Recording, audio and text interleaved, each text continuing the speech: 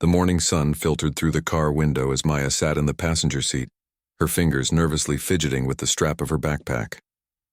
Her mom glanced over at her with that understanding smile that mothers seem to perfect over the years.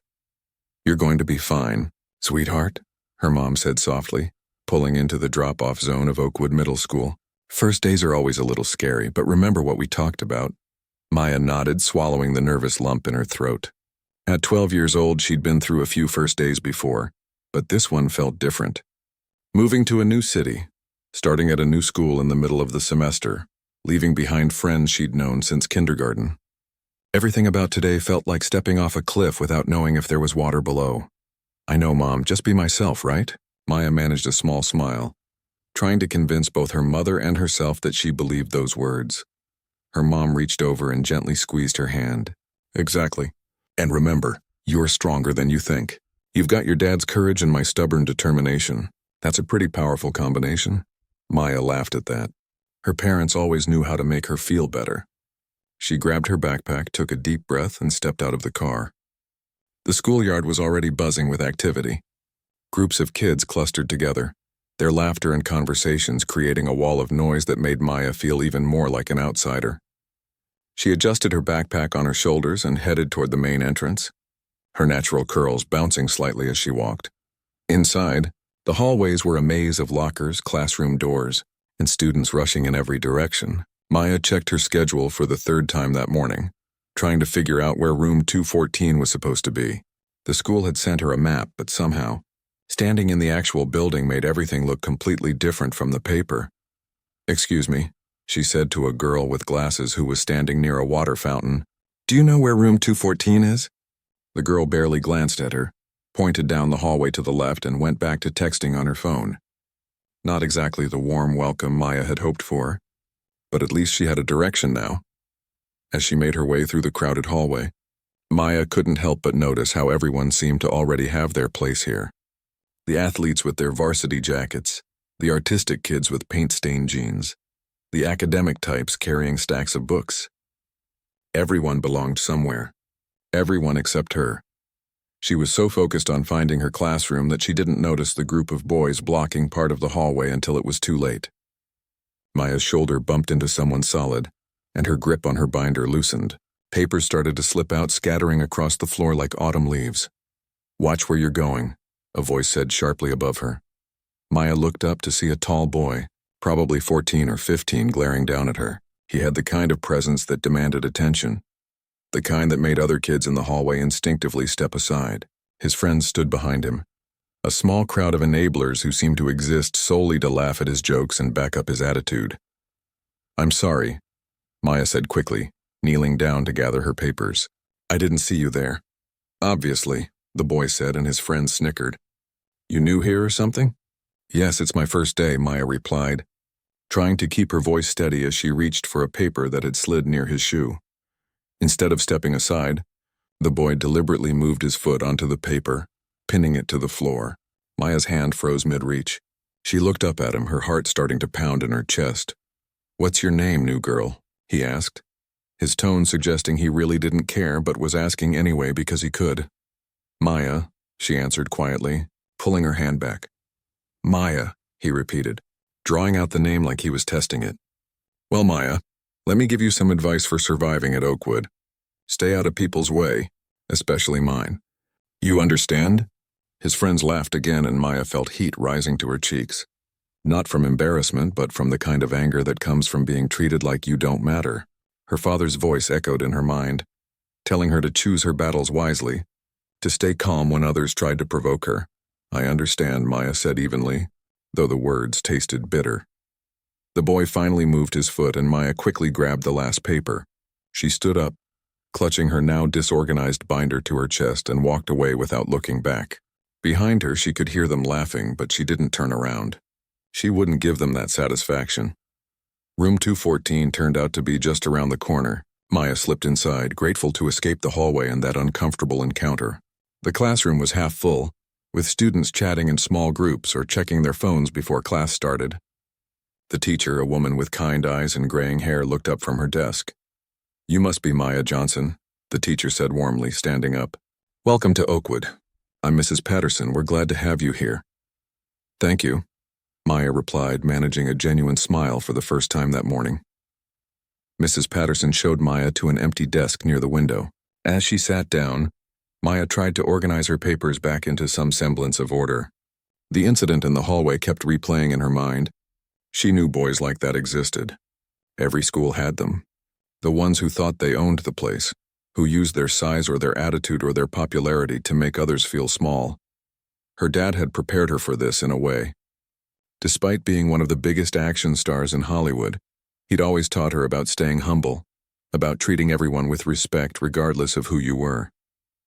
He'd told her stories about his own childhood, about facing challenges and learning to stand up for herself while also choosing kindness over cruelty. But knowing about bullies and actually dealing with them were two very different things. The day progressed, in a blur of new faces, new teachers, and new classroom rules. By lunchtime, Maya was exhausted from trying to navigate everything. She bought a sandwich from the cafeteria and looked around for somewhere to sit. The tables were already divided into their social groups, and Maya felt that familiar outsider feeling creeping back in. She spotted an empty seat at a table near the corner and headed toward it. Just as she was about to sit down, a girl with curly red hair looked up and smiled. "Hey, you can sit here if you want," the girl said. "You're new, right?" "I'm Claire." "Maya." "And yeah, first day," Maya said, relieved to finally meet someone friendly. "I figured. I haven't seen you around before." "Where are you from?" As Maya started to answer, she noticed movement in her peripheral vision. The boy from the hallway was walking through the cafeteria with his friends, and he seemed to be surveying the room like some kind of self-appointed king inspecting his kingdom. When his eyes landed on Maya, something flickered across his face. Recognition, followed by what looked like amusement. Claire followed Maya's gaze and her expression changed. "Oh, you've already met Brandon." "I'm sorry, Brandon?" Maya asked. "Brandon Mitchell. He's basically the worst person in this school. Total bully. Thinks he can treat people however he wants because his dad donates money to the school or whatever." Claire rolled her eyes. "Best advice I can give you? Stay away from him." Maya thought about the papers scattered on the floor, the way he'd stepped on hers deliberately, the mocking tone in his voice. "Yeah, I got that impression. He's been like this for 2 years, ever since he got held back and ended up still in 8th grade when he should be in high school. I think it made him bitter or something, so now he takes it out on everyone else." Claire took a bite of her apple. "The teachers know about it, but nothing ever really happens to him. His family has money, so the school looks the other way most of the time." That information settled uncomfortably in Maya's stomach. A bully was bad enough, but a bully who was protected by the system? That was a whole different problem. The rest of lunch passed pleasantly enough. Claire introduced Maya to a few other students at their table, and for a little while Maya felt like maybe this school wouldn't be so terrible after all. Maybe she'd just had bad luck running into Brandon first thing in the morning. Maybe if she followed Claire's advice and stayed out of his way, everything would be fine. But life rarely works out that simply. Maya's last class of the day was gym. She changed into her PE uniform in the locker room, trying not to think about how much she missed her old school, her old friends, her old comfortable routine. The gym teacher, Coach Reynolds, had them running laps to start, and Maya fell into the rhythm of it, letting the physical activity clear her mind. After laps, they were divided into teams for basketball. Maya had never been particularly athletic, but she could hold her own well enough. She was on the blue team, trying to follow the plays and stay involved. That's when she noticed Brandon was on the opposing red team. Of course he was. The game started friendly enough, but basketball has a way of getting physical. At one point, Maya got the ball and tried to make a pass. Brandon appeared out of nowhere, intercepting it, and in the process, his elbow caught her right in the ribs. The air rushed out of Maya's lungs. She stumbled back, gasping, pain radiating through her side. "Sorry," Brandon said, but there was no apology in his tone, just that same mocking edge from earlier. "Guess you need to work on your awareness." Coach Reynolds blew the whistle. "Accidental contact, play on." But Maya knew it wasn't accidental. She could see it in Brandon's eyes, in the slight smirk playing at the corner of his mouth. He'd done it on purpose, and he knew she knew it, and he didn't care. Maya took a deep breath, trying to steady herself. Her father's words came back to her again. Strength isn't about fighting every battle. It's about knowing which ones matter and handling yourself with dignity. She finished the game, though every breath hurt. When the bell finally rang, signaling the end of the school day, Maya had never been more grateful. She changed back into her regular clothes, gathered her things, and headed outside to wait for her mom to pick her up. As she stood there, watching other kids laugh and joke with their friends, Maya felt a strange mix of emotions. Determination, because she wasn't going to let someone like Brandon break her. Sadness, because this wasn't how she'd hoped her first day would go. And underneath it all, a quiet resolve. She'd faced challenges before, moving to new places, adjusting to her dad's fame, dealing with people who wanted to be her friend just because of who her father was. This was just another obstacle. She could handle it. Maya's mom pulled up, and as Maya climbed into the car, her mom immediately knew something was wrong.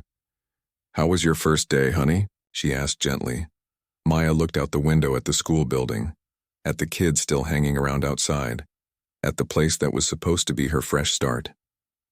"It was fine," Maya said, forcing a smile. "Just the usual first day stuff." She didn't mention Brandon. She didn't mention the papers on the floor or the elbow to her ribs.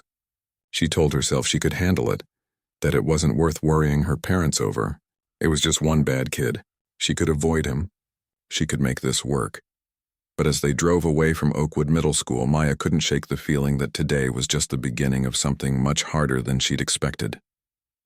And somewhere in the back of her mind, a small voice wondered how long she could keep this to herself before everything fell apart. 2 weeks had passed since Maya's first day at Oakwood Middle School, and things had gotten worse. Much worse. It started small, the way these things always do. A comment here, a shove there. Nothing that seemed big enough to report, but everything that added up to make Maya's days feel like walking through a minefield. She'd wake up each morning with a knot in her stomach, dreading the moment she'd have to walk through those school doors. Brandon seemed to have decided that making Maya's life miserable was his new hobby. Every time she turned a corner, he was there. Every time she tried to blend into the background, he found a way to put a spotlight on her. And the worst part? He was smart about it. Nothing he did was quite obvious enough for teachers to catch, but it was all deliberate enough that Maya knew exactly what he was doing. On Monday of the 3rd week, Maya was walking to her locker before first period when she felt a sudden shove from behind. Her books went flying, scattering across the hallway floor for what felt like the 100th time. She didn't even need to turn around to know who it was. "Oops," Brandon's voice came from behind her, dripping with fake innocence. "Didn't see you there, Maya. You really need to work on being more visible." His friends laughed right on cue like a trained audience. Maya got down on her knees and started picking up her books, her face burning. Other students walked past, some looking sympathetic, others just uncomfortable, but nobody stopped to help. Nobody ever did. "Nice hair, by the way," Brandon added, and his tone made it clear he didn't mean it as a compliment. "What did you do? Stick your finger in an electrical socket this morning?" More laughter. Maya's hand went instinctively to her natural curls, the ones she'd actually spent extra time on that morning because she'd been trying to feel good about herself. The comment hit exactly where it was supposed to hurt. She gathered the last of her books and stood up, keeping her eyes down. Her father's lessons about dignity echoed in her head, but right now dignity felt like a luxury she couldn't afford. She just wanted to survive the day. What, no comeback? Brandon stepped closer and Maya could smell the energy drink on his breath. "You know what your problem is? You think you're too good to talk to people, walking around here like you own the place." The irony of that statement coming from him would have been funny if Maya wasn't so exhausted. She tried to move past him, but he sidestepped, blocking her path. "I'm talking to you," he said, his voice lower now, more threatening. "Leave me alone." "Brandon," Maya said quietly, proud that her voice didn't shake. "Or what?" He leaned in closer. "You gonna tell on me? Go ahead. See how much good it does you." A teacher's voice cut through the tension. "Brandon Mitchell, get to class, now." Brandon's expression changed instantly, transforming into the picture of an innocent student. "Yes, sir, Mr. Thompson. Just helping the new girl pick up her books." Mr. Thompson gave him a long look that said he didn't believe a word of it. But all he said was, "Now, Brandon." Brandon walked away, but not before shooting Maya a look that promised this wasn't over. Maya clutched her books to her chest and headed in the opposite direction, her heart pounding. That afternoon in the cafeteria, things escalated further. Maya was carrying her lunch tray, carefully navigating through the crowded room toward the table where Claire was saving her a seat. She was almost there when someone stuck their foot out. Maya didn't even have time to react. One moment she was walking, the next she was falling. Her tray went flying and she hit the ground hard, her hands scraping against the tile floor as she tried to break her fall. Her lunch splattered everywhere, spaghetti sauce painting the floor in red streaks. The cafeteria went quiet for exactly 3 seconds before the laughter started. Not everyone was laughing, but enough people were that Maya felt like the sound was coming from everywhere at once. Wow, somebody needs to learn how to walk. Brandon's voice rang out from somewhere behind her. Maya pushed herself up, her palms stinging, sauce staining her shirt. A lunch monitor rushed over to help, but the damage was already done. Everyone had seen. Everyone was talking about it. And Brandon was standing there with that same satisfied smirk, like he'd just won some kind of game. Claire appeared at Maya's side, glaring at Brandon. "You're disgusting, you know that?" "What?" Brandon held up his hands in mock innocence. "I didn't do anything. She just fell. Maybe she's clumsy." The lunch monitor helped Maya to the bathroom to clean up, but there was no cleaning up the humiliation. Maya looked at herself in the mirror, at the sauce stains on her favorite shirt, at the red marks on her palms, at the tears threatening to spill over that she absolutely refused to let fall. She thought about her phone in her backpack, about calling her mom, about telling someone, anyone, what was really happening. But the words Brandon had said earlier kept echoing in her head. "Go ahead. See how much good it does you." That evening at dinner, Maya's mom noticed she was being quieter than usual. "Everything okay, sweetheart?" her mom asked, passing her the salad bowl. "Yeah, just tired," Maya said, which wasn't exactly a lie. She was tired. Exhausted, actually. But not in the way her mom thought. "How's school going? Made any new friends besides Claire?" "It's fine. School is school, you know." Maya pushed food around on her plate, not really hungry despite having missed lunch. Her mom exchanged a glance with Maya's stepdad across the table. They knew something was off, but Maya could tell they were trying not to push. Her little brother kept chattering about his day at elementary school, filling the silence Maya was creating, and she was grateful for it. Later that night, Maya lay in bed staring at the ceiling. Her phone buzzed with a text from Claire. "You okay? What happened today was messed up." Maya typed back, "I'm fine." Don't worry about it, but she wasn't fine. She was far from fine, and the next day proved it was only going to get worse. Wednesday morning, Maya opened her locker to find all her books had been torn. Pages ripped out, covers bent, some of them with crude words written across them. Her stomach dropped. These were new books. The school had just given them to her 2 weeks ago. "No," she whispered, pulling out her math textbook. An entire chapter had been ripped out. Her English book had coffee or something spilled all over it, the pages warped and stained. Looking for something? Brandon appeared next to her locker, that infuriating smirk plastered across his face. Maya turned to him, and for the first time, she felt something shift inside her. Not just fear or frustration, but real anger. "Did you do this?" "Do what?" He peered into her locker with exaggerated concern. "Oh man, that's rough. Somebody really messed up your stuff. You should probably be more careful about who you make enemies with." "I didn't make enemies with anyone," Maya said, her voice shaking now, but not from fear, from rage. "I just came to this school trying to mind my own business." "Yeah, well, maybe that's your problem. Maybe you think you're better than everyone else."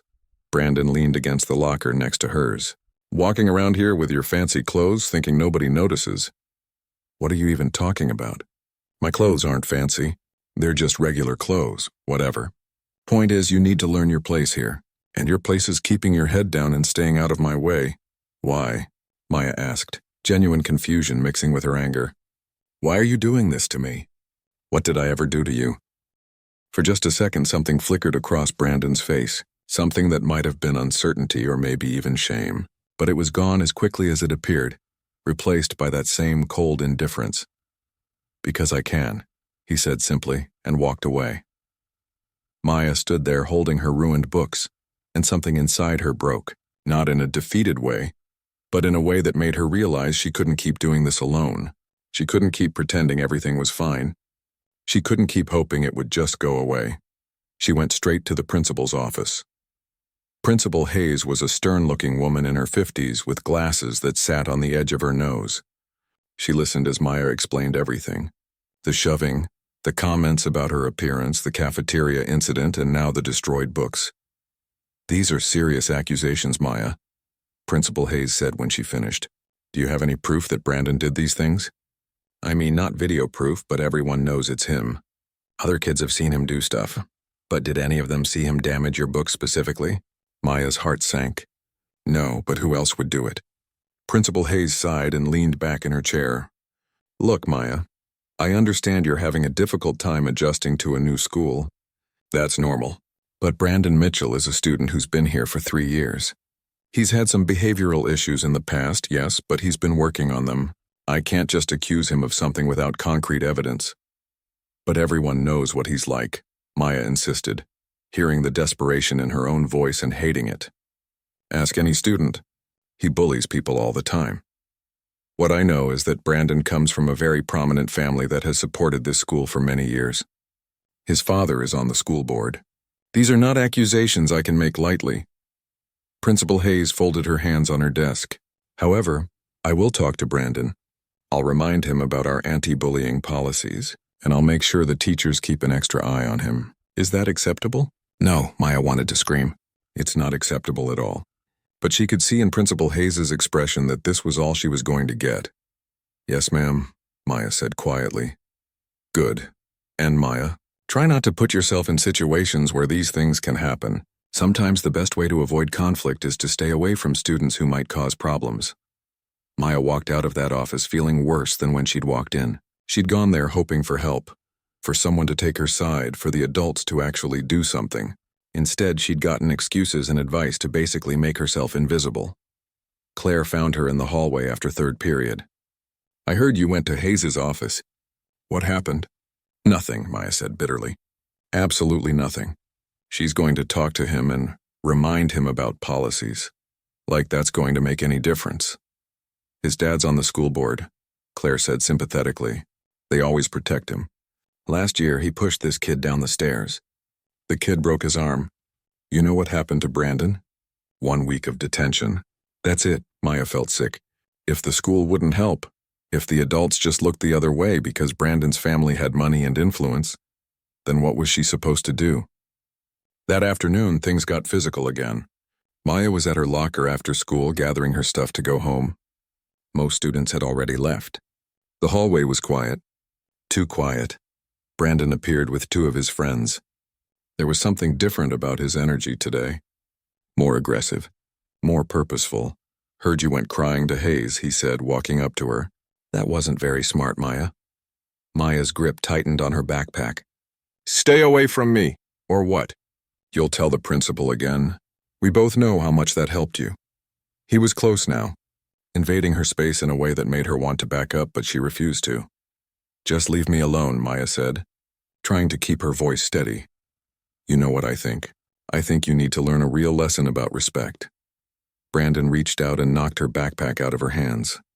It hit the floor and she heard something inside crack. "Probably her calculator. Stop it!" Maya's voice was louder than she intended, echoing down the empty hallway. "Make me," Brandon challenged. And that's when Maya realized she was done backing down. Done being quiet. Done letting fear control her. She looked Brandon straight in the eye. "You think you're so tough? Picking on someone half your size? You're not tough. You're just a coward who needs to make other people feel small because you feel small." The words hung in the air between them. Brandon's face turned red, genuine anger flashing across his features. For a moment, Maya thought she might have pushed too far. His friends shifted uncomfortably and one of them muttered, "Come on, man, let's just go." But Brandon wasn't going anywhere. He stepped even closer, his face inches from hers. "You're going to regret that," he said quietly. And there was something in his voice that sent a chill down Maya's spine. Then he shoved her, hard. Maya stumbled backward, hitting the lockers with enough force to knock the breath from her lungs. Her head bounced off the metal with a dull thud that made her vision blur for a second. "Hey!" a voice shouted from down the hallway. A teacher was coming. Brandon and his friends took off running, their footsteps echoing as they disappeared around the corner. The teacher, Ms. Rodriguez, rushed over to Maya. "Are you all right? What happened?" Maya touched the back of her head. It hurt, but not as bad as her pride. Not as bad as the realization that this had gone way beyond mean comments and ruined books. This was actual violence. This was dangerous. I fell, Maya heard herself say, and she didn't even know why. Maybe because she knew that telling would just make things worse. Maybe because she was tired of feeling helpless. Maybe because some part of her still wanted to prove she could handle this herself. Ms. Rodriguez clearly didn't believe her, but she didn't push. She helped Maya gather her things and walked her to the front of the school where her mom was waiting. That night, Maya sat at her desk, her homework spread out in front of her, but unable to focus on any of it. The back of her head still ached where it had hit the lockers. Her books were destroyed. Her calculator was broken, and tomorrow she'd have to go back and face it all over again. She picked up her phone and looked at her dad's contact. He was on location filming somewhere in Europe. They texted every day, but she hadn't told him anything about what was happening. How could she? He trusted her to handle herself. He'd taught her to be strong, to stand up for what was right. But what if standing up for herself just made things worse? What if there was no standing up to someone the system protected? Maya put her phone down and buried her face in her hands. For the first time since this all started, she let herself cry. Really cry. Not the tears she'd been holding back at school, but deep, frustrated, exhausted sobs that came from somewhere much deeper than today's shove or yesterday's humiliation. She was 12 years old. She shouldn't have to deal with this. She shouldn't have to choose between speaking up and being safe. She shouldn't have to feel afraid every time she walked through those school doors. But she did. And tomorrow she'd have to walk through them again. Maya didn't sleep much that night. Every time she closed her eyes, she saw Brandon's face inches from hers, felt the impact of hitting those lockers, heard the echo of laughter that seemed to follow her everywhere at school. By the time her alarm went off at 6:30, she'd already been awake for an hour, staring at her ceiling and dreading the day ahead. Her mom noticed at breakfast. Of course she did. Mothers always notice. You look tired, honey, her mom said, setting down a plate of eggs and toast in front of her. Did you stay up late doing homework? Maya pushed the eggs around with her fork. Yeah, something like that. Maya. Her mom sat down across from her, that serious tone creeping into her voice. Is everything really okay at school? You've been different lately, quieter, and you barely ate dinner last night. For a moment, Maya considered telling her everything. About Brandon, about the principal who wouldn't help, about feeling trapped and scared and alone. The words were right there, pressing against her lips, begging to come out. But then she thought about her dad, halfway across the world, working on a movie. She thought about how proud he always was of her strength, her independence. She thought about being the daughter of someone famous, someone strong, someone who faced down bad guys in movies. How could she admit that she couldn't handle one bully at a middle school? I'm fine, Mom, really, just adjusting, you know? It takes time. Maya forced herself to take a bite of eggs even though they tasted like cardboard in her mouth. Her mom studied her for a long moment, and Maya could see she didn't quite believe it. But finally she nodded. Okay, but you know you can talk to me about anything, right? Anything at all. I know, Maya said, and she meant it. She just wasn't ready to use those words yet. The drive to school felt like driving to a prison. Maya watched the other kids getting dropped off, laughing with their friends, looking excited about their day. She used to feel that way about school. Back at her old school, she'd actually looked forward to seeing her friends, to learning new things, to just being there. Now school felt like survival. She made it through first period without incident, second period too. By third period, she was starting to think maybe today would be different. Maybe Brandon had gotten bored with tormenting her. Maybe he'd moved on to someone else. She should have known better. It happened during the passing period before lunch. Maya was at her locker, switching out books when she felt her phone buzz in her pocket. She pulled it out to see a text from Claire. Don't go to the cafeteria today. Something's going on. Maya's stomach dropped. She quickly typed back, what do you mean? Before Claire could respond, Maya heard the laughter. That specific kind of laughter that makes your blood run cold because somehow you just know that you're the joke. She closed her locker and turned around. A group of students was gathered around someone's phone, and they were all looking at her. Then another group. Then another. It seemed like everywhere Maya looked, people were staring at their phones, then looking at her, then whispering to each other. Maya's hands started shaking. What's going on? She asked a girl standing nearby, someone from her English class who'd always seemed nice enough. The girl looked uncomfortable. Maybe you should check your phone. Maya opened her social media and her heart stopped. There was a video of her from yesterday, hitting the lockers after Brandon shoved her, but it had been edited, captioned, made into some kind of joke. The caption read, "New girl can't even walk straight. Someone get her some coordination lessons," but that wasn't the worst part. The worst part was the comments. Hundreds of them.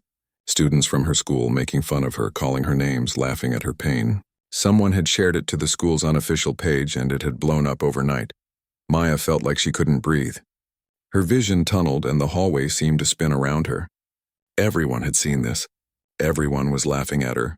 And Brandon's smirking face was right there in the corner of the video, clearly visible, clearly proud of what he'd done. "Maya." Claire appeared at her elbow, concern written all over her face. "Come on, let's get out of here." Claire pulled her toward the bathroom, away from the staring eyes and whispered comments. Once inside, Maya leaned against the sink, her whole body trembling. "He filmed it," Maya said, her voice barely above a whisper. "He shoved me and his friend filmed it, and now everyone—" "I know," Claire said gently. "I saw it this morning. I tried to report it, but the posts keep getting shared. Maya, you need to tell someone. A teacher, your parents, someone. This has gone way too far." Maya looked at herself in the mirror. Her eyes were red, her face was pale, and she looked exactly how she felt. Defeated, broken, like Brandon had finally won. "The principal won't do anything," Maya said. "I already tried. His dad's on the school board. He's untouchable. Then tell your parents. They can do something." Maya shook her head. "My dad's out of the country. And my mom, I don't know." "What's she gonna do?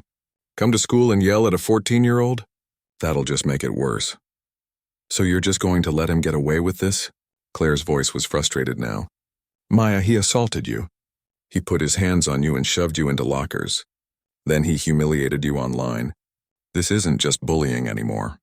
This is serious." Deep down, Maya knew Claire was right. But admitting that meant admitting she couldn't handle this. It meant asking for help. It meant looking weak. "I just need to think," Maya said, splashing cold water on her face. She made it through lunch by hiding in the library. She made it through 5th period by keeping her head down and avoiding eye contact with everyone. But by 6th period, the universe seemed determined to make things worse. The teacher assigned group projects, and Maya ended up in a group with 3 other students who'd all seen the video.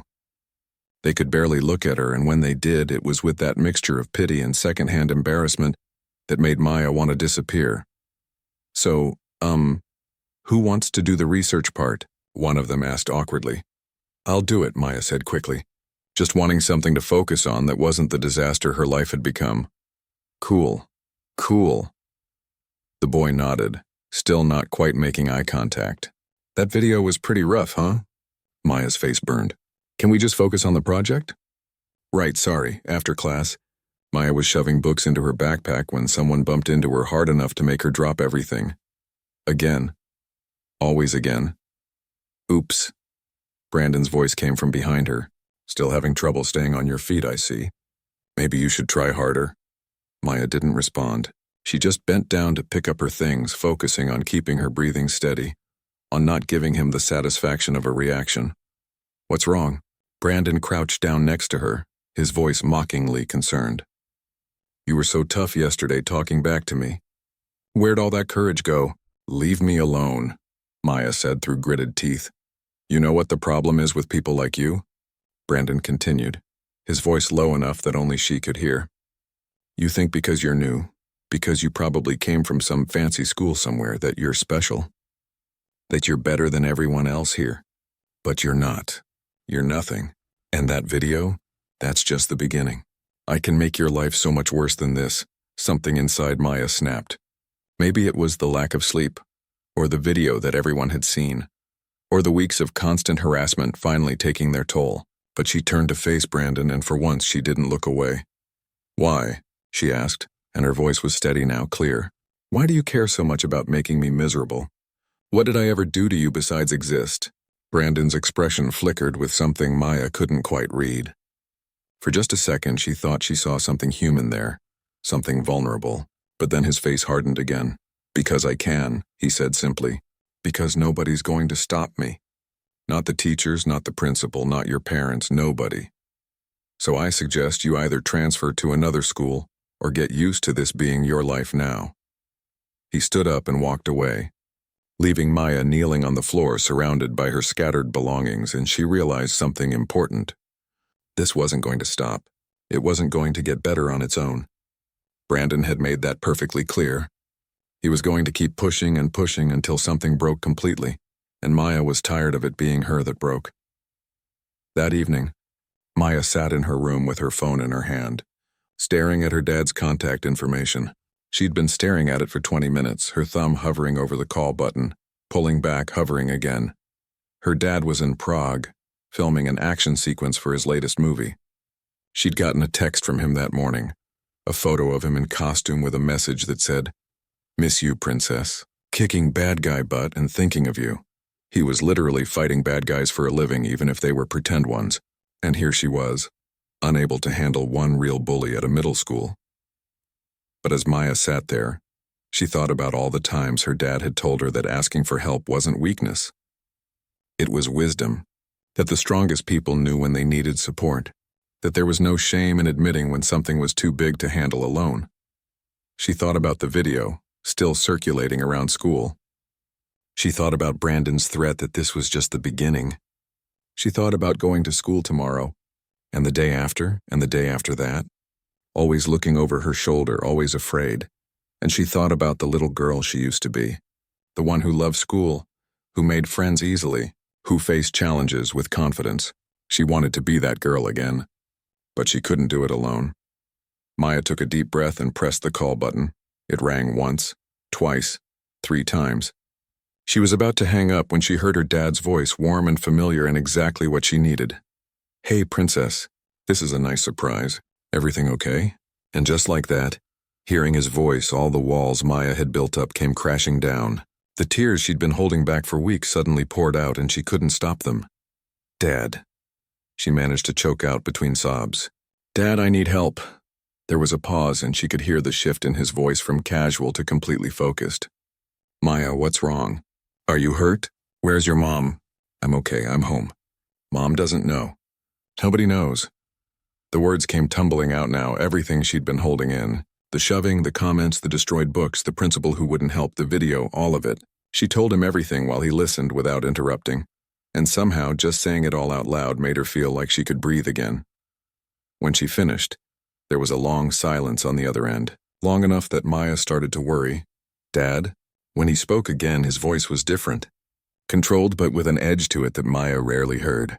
"Maya, I need you to listen to me very carefully. What this boy is doing to you is not okay. It's not normal bullying. This is harassment and assault. Do you understand that?" "I guess, but no buts. He put his hands on you. He's terrorizing you, and the school is allowing it to happen because his family has money." She could hear him moving around, probably pacing. "I'm coming home." "Dad, you don't have to." "Yes, I do. You're my daughter. You asked for help, and I will always be there when you need me, always." His voice softened slightly. "Maya, I'm so proud of you for calling me, for telling me what's going on. That took real courage." "It doesn't feel like courage," Maya said, wiping her eyes. "It feels like giving up." "It's not giving up. It's the opposite. You tried to handle this on your own, and when that didn't work, you were smart enough to know when you needed backup. That's what strong people do. They know when to fight their own battles and when to call in reinforcements." Maya felt something loosen in her chest, some tight knot of anxiety that had been there for weeks. "What are you going to do?" "First, I'm going to talk to your mother. Then I'm going to book the first flight home I can get. Then we're going to go to that school, and we're going to make sure they understand that this stops now." He paused. "But Maya, I need you to do something for me." "What?" "I need you to document everything from now on. If he does anything else, if anyone does anything else, you write it down. Time, date, what happened, who saw it. Take screenshots of that video and any comments. Save everything." "Can you do that?" "Yeah, I can do that." "Good. And Maya, you're not going to school tomorrow. Tell your mom you're not feeling well. Stay home until I get there. I don't want you in that building until we've handled this." Relief washed over Maya so intensely it almost made her dizzy. "Really? Really? You've been so brave, princess. But you don't have to be brave anymore. Let me be brave for you now." After they hung up, Maya went downstairs to find her mom. It was time to stop carrying this alone. Time to let the people who loved her help shoulder this burden. Her mom was in the kitchen, cleaning up after dinner. When she saw Maya's face red and puffy from crying, she immediately put down the dish towel. "Maya? Sweetheart, what's wrong?" And this time Maya told her everything. Her mom listened with an expression that shifted from concern to anger to determination. When Maya showed her the video, her mom's hands actually shook. "Why didn't you tell me sooner?" her mom asked, but there was no accusation in her voice, only hurt. "Baby, you've been dealing with this alone for weeks." "I thought I could handle it," Maya admitted. "I thought asking for help meant I was weak." Her mom pulled her into a tight hug. "Oh, Maya, you are one of the strongest people I know. But even strong people need help sometimes, especially when they're dealing with someone who's being protected by the system." She pulled back, holding Maya by the shoulders. "Your dad's coming home? He said he'd get the first flight he could." "Good." Her mom's expression was fierce now, protective. "Because that school is about to learn something important. You don't mess with our daughter. Not ever." That night, Maya slept better than she had in weeks, not because her problems were solved, but because for the first time since this all started, she wasn't facing them alone. Her parents knew. They believed her. They were on her side. Tomorrow she wouldn't have to walk through those school doors. She wouldn't have to see Brandon's smirking face or hear the whispers or feel that constant knot of anxiety in her stomach. Tomorrow, she could just breathe, and when her dad got home, when they went back to that school together, things were going to change. They had to, because Maya had finally learned something important. Sometimes the bravest thing you can do isn't facing your problems alone. Sometimes the bravest thing you can do is admit you need help and let the people who love you fight alongside you. Maya woke up Thursday morning to the sound of voices downstairs. For a confused moment, she thought she'd overslept and missed school. Then she remembered she wasn't going to school today. She was staying home, safe. But one of those voices downstairs was new, deeper, familiar in a way that made her heart leap. She threw off her covers and ran downstairs, not even bothering to fix her messy hair. And there he was, standing in the kitchen in jeans and a worn leather jacket, looking tired from travel but smiling the moment he saw her. "Dad," Maya crashed into him, and he wrapped his arms around her in the kind of hug that makes you feel like nothing bad can touch you. He smelled like airplane and coffee, but she didn't care. He was here. He was actually here. "Hey, princess," he said softly, kissing the top of her head. "I got on a flight right after we talked. Been traveling for 16 hours straight?" "You didn't have to do that," Maya said, though she was grateful beyond words that he had. "Yes, I did." He pulled back to look at her, his expression serious. "Nobody messes with my daughter. Nobody." Her mom was standing by the counter, and Maya could see she'd been crying. But these were different tears than the ones from last night. These looked more like relief mixed with determination. "Your dad and I have been talking," her mom said. "We're going to the school today. All three of us. We've already called and set up a meeting with Principal Hayes for 10 o'clock. Did you tell her why?" Maya asked. Her dad's expression hardened slightly. "We told her we needed to discuss a serious incident involving another student. We didn't give details. I want to see her face when she realizes who's walking through that door." There was something in his tone that reminded Maya why her dad was so good at playing tough guys in movies. He didn't have to shout or threaten. There was just this quiet intensity about him that made you understand he wasn't someone to mess with. They spent the morning preparing. Her dad had Maya walk him through everything again, taking notes on his phone. Every incident, every witness, every time she'd reported something and been ignored. Her mom had already compiled screenshots of the video and all the comments, plus photos of the damaged books. "This is more than enough," her dad said, looking at everything they'd gathered. "This is documented harassment, destruction of property, assault, and cyberbullying. The school should have acted weeks ago." At 9:45, they drove to Oakwood Middle School. Maya sat in the back seat, her stomach doing flips. Part of her was relieved her parents were handling this. But another part of her worried about what would happen after. What if this made things worse? What if Brandon retaliated? Her dad must have sensed her anxiety because he turned around from the front seat. "Maya, I need you to trust me on this, okay? I know you're worried. But I promise you, after today, that kid is going to think twice before he even looks at you wrong." They parked and walked toward the main entrance. Maya noticed a few students outside staring, recognizing her father. Word was going to spread fast that Vin Diesel was at their school. By lunch, everyone would know. The secretary at the front desk did a double take when they walked in. Oh my. Mr. Diesel, we weren't expecting. We knew Maya's father was coming, but I didn't realize. We have a 10 o'clock meeting with Principal Hayes, her dad said politely but firmly. About my daughter. Yes, of course. Right this way. Principal Hayes was already in her office, and Maya watched her face go through several expressions when they entered. Surprise, then recognition, then what looked like nervousness trying to hide behind professionalism. Mr. Diesel, Mrs. Johnson, please sit down. She gestured to the chairs across from her desk. I understand there's been some concern about Maya's adjustment to our school. Adjustment? Her dad repeated the word like he was tasting something bitter.